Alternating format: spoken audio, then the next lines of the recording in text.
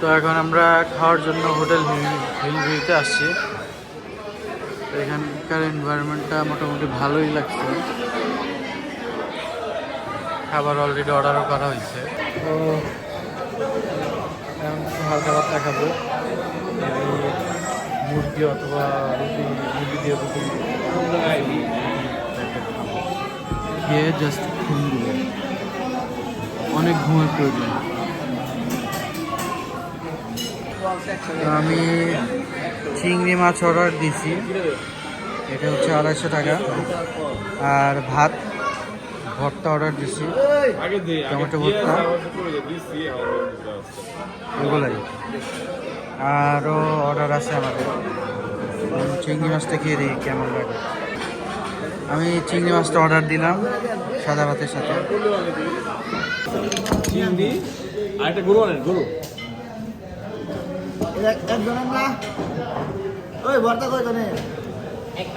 একটাই দিচ্ছে ভর্তা।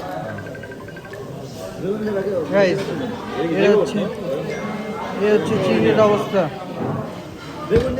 মামা, চিংড়ির এই অবস্থা।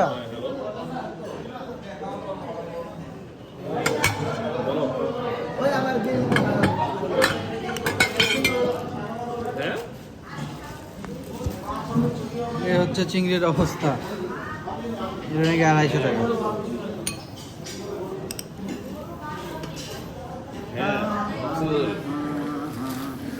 এটা কি ভাই? টমেটো হ্যাঁ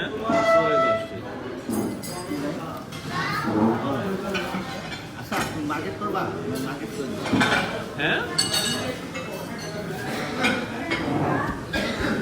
হুট করে চলে আসছে।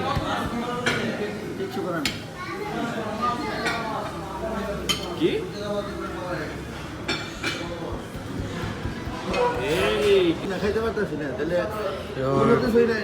এই হচ্ছে চিংড়ি মাছের অবস্থা।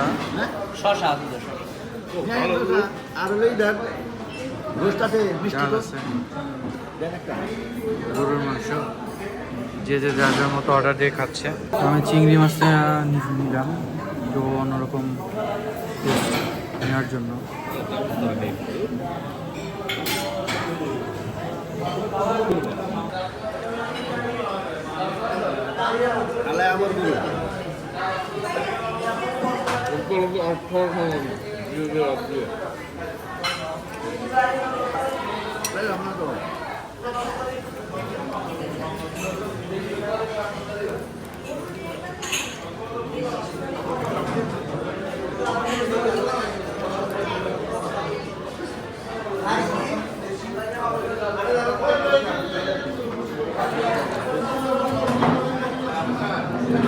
টমেটো ভর্তা আসছে আর চিংড়ি মাছ দিয়ে খাচ্ছি।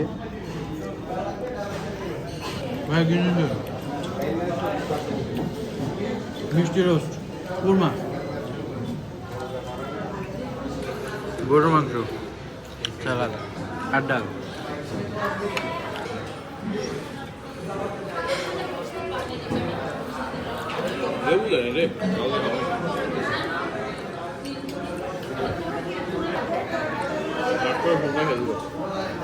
হ্যাঁ